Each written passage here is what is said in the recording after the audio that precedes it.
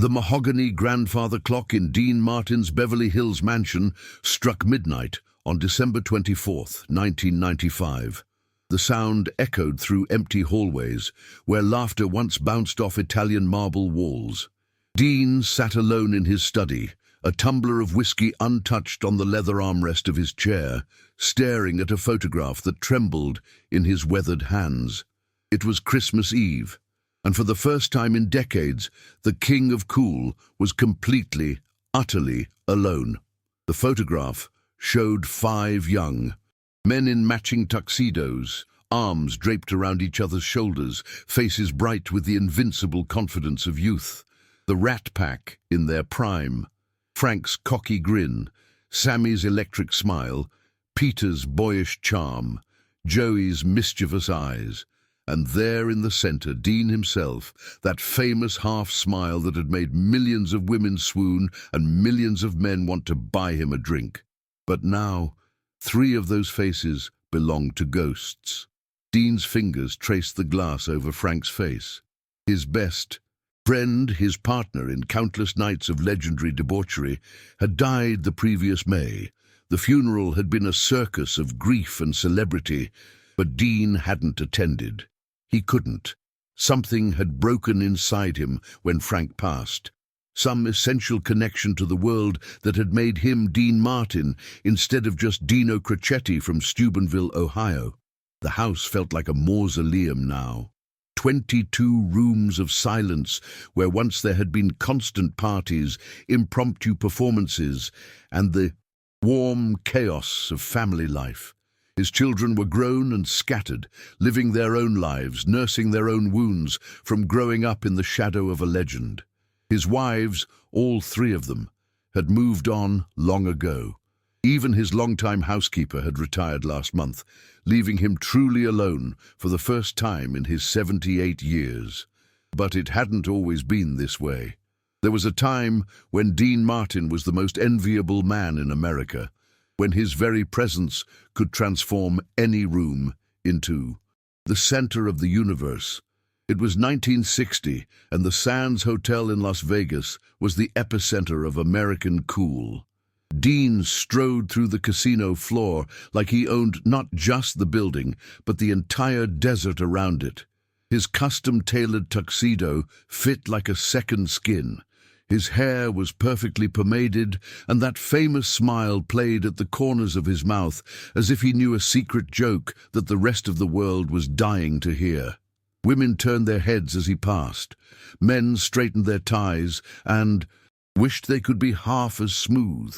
The copper room was packed beyond capacity, smoke hanging in the air like incense in a cathedral of entertainment. Frank Sinatra was already on stage, working the crowd into a frenzy, when Dean made his entrance. The applause was thunderous. This was the Rat Pack at their absolute peak, when they could sell out any venue in the world, when their movies were box office gold, when their friendship seemed unbreakable and their reign eternal. "Ladies and gentlemen," Frank announced with that trademark Sinatra swagger, "the man who makes bourbon look like mother's milk and makes singing look easier than breathing, Dean Martin." Dean took the microphone with the casual grace of a man who had never doubted his place in the world. "Thank you, Pally," he drawled to Frank, then turned to the audience.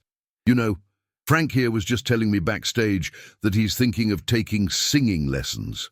The crowd erupted. I told him, "Frank, at your age, wouldn't dancing lessons be more practical?" The banter flowed like expensive champagne. Sammy Davis Jr. joined them on stage, his energy electric enough to power half of Nevada. They sang, they joked, they made it look effortless. Dean's voice, that warm bourbon baritone wrapped around "Ain't That a Kick in the Head," like silk around a lover's skin. The audience was mesmerized, transported to a world where everything was sophisticated, where problems dissolved in laughter and alcohol, where being cool wasn't an affectation, but a way of life. After the show, they retreated to Frank's suite, where the real party began. The rooms filled with beautiful women, powerful men, and enough alcohol to float a yacht. Dean held court from a corner booth, a cigarette dangling from his lips, regaling a captivated audience with stories that were part truth, part mythology, and entirely captivating. This was his element, the golden hour after midnight, when the world belonged to those brave enough to claim it. But even then, even at the height of his powers, there were shadows creeping in around the edges of the spotlight. His son, Dean Paul, his pride and joy, was already showing signs of the restlessness that would eventually lead him to the cockpit of military jets. His marriage to Jean was solid, but not without its strains.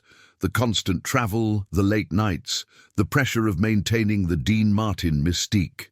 And sometimes, in the quiet moments between performances, Dean would catch himself wondering if the man on stage was really him or just another character he'd learned to play. The first real crack in the facade came in 1972. Dean Paul had joined the Air National Guard, driven by a need to prove himself outside his father's shadow. Dean tried to talk him out of it, but his son had inherited the Martin stubborn streak, along with the dark eyes and quick smile. "I need to do this, Dad," Dean Paul had said. "I need to be my own man." Dean understood, even as it terrified him. He'd spent his own youth fighting to escape the limitations others tried to place on him, but understanding didn't make the worry any easier to bear. The calls came at odd hours. Dean Paul, checking in from various air bases, his voice crackling through long-distance connections that made him sound farther away than he really was. Dean would sit by the phone long after these conversations ended, staring at the receiver as if he could will his son back to safety through sheer force of love. The nightclub stages that had once felt like home began to feel like cages.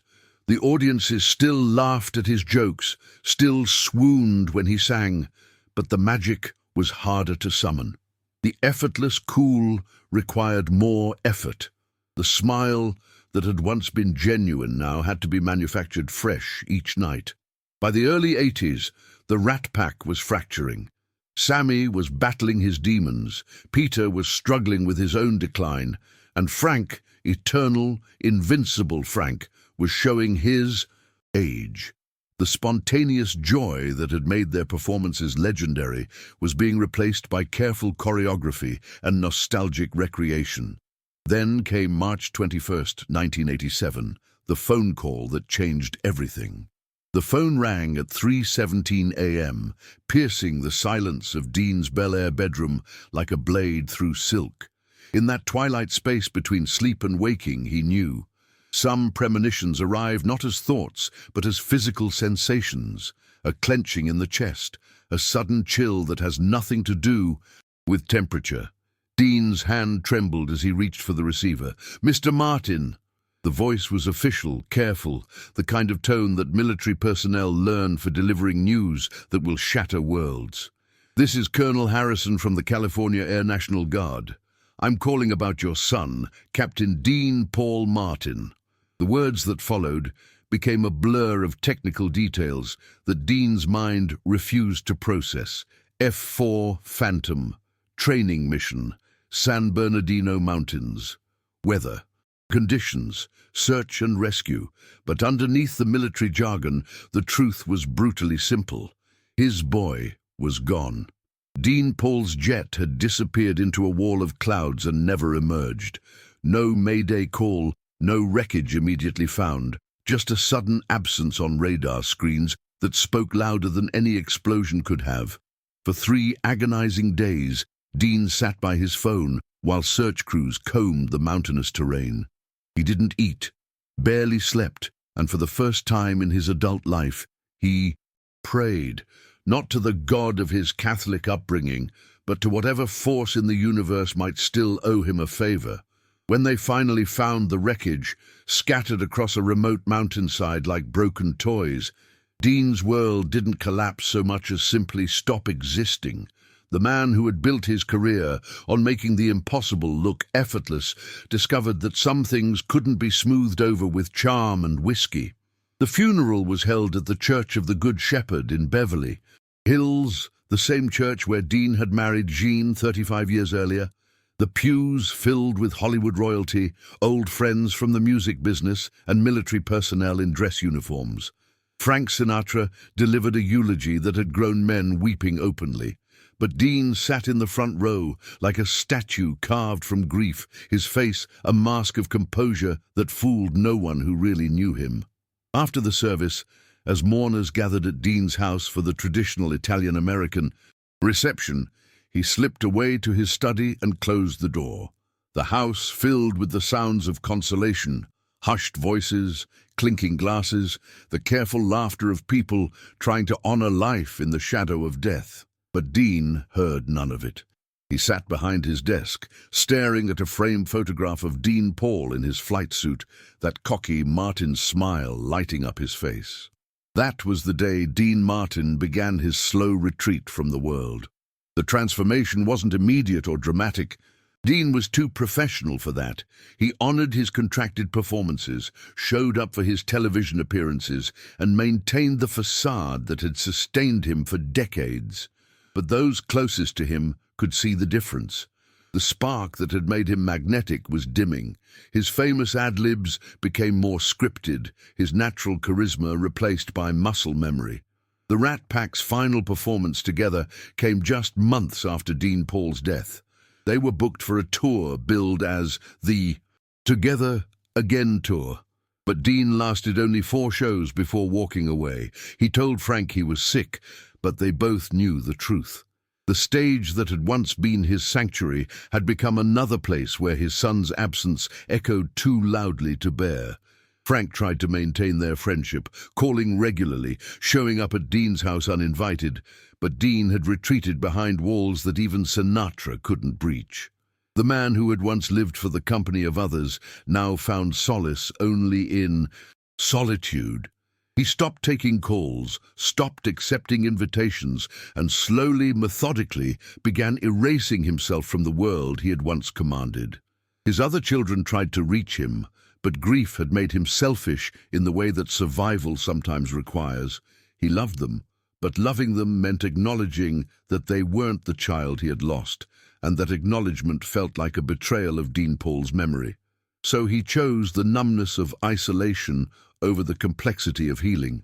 The mansion that had once hosted legendary parties became a fortress of silence. Dean's daily routine shrank to a handful of rooms: his bedroom, his study, the kitchen where he made simple meals he barely tasted. The pool where he had once entertained dozens of guests grew green with neglect. The tennis court cracked and weeds pushed through the asphalt, like nature reclaiming what Hollywood had stolen. Television became his primary companion. He would sit for hours watching old movies, sometimes his own, sometimes films that reminded him of better days. When Rio Bravo came on late one night, he watched himself bantering with John Wayne and Walter Brennan, marveling at the easy confidence of the man on screen. Had he ever really been that person? Or had Dean Martin always been just another role he played?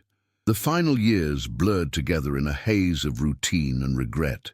Occasional visitors, old friends who refused to give up, children who still hoped to reach him, business associates, tying up loose ends, would find him polite but distant, like a guest in his own life. He aged rapidly after Dean Paul's death, the famous good looks weathering under the weight of sorrow. The man who had once seemed ageless suddenly looked every one of his years.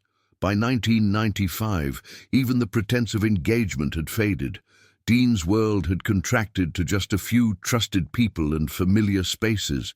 He no longer performed, no longer recorded, no longer granted interviews. The king of cool had become a recluse, and the world slowly began to forget that Dean Martin was still alive. Now, on this Christmas Eve, as the grandfather clock's chimes faded into silence, Dean set the Rat Pack photograph on the side table and closed his eyes. Outside, Beverly Hills sparkled with holiday lights. Families gathered around Christmas trees, and children dreamed of morning presents. But in this mansion, time had stopped on March 21st, 1987. He thought about Dean Paul's laugh, about Frank's loyalty, about all. The stages he would never see again. The whiskey in his glass had grown warm, but he didn't notice. Somewhere in the distance, church bells were ringing, welcoming Christmas Day. Dean Martin, the man who had once made the whole world want to stay up late and live a little, was finally ready to rest. 3 days later, on December 25th, 1995, Dean Martin died quietly in his sleep. The world mourned the loss of an icon, remembering the smooth voice, the effortless charm, the legendary cool that had defined an era. But perhaps the truest tribute was simpler. A father had loved his son so completely that he never quite learned how to live without him. In the end, that love, fierce, consuming, and utterly human, was the most authentic thing about the man who had spent his life making the artificial look natural. Dean Martin had finally stopped performing, and in that silence found the only peace that mattered.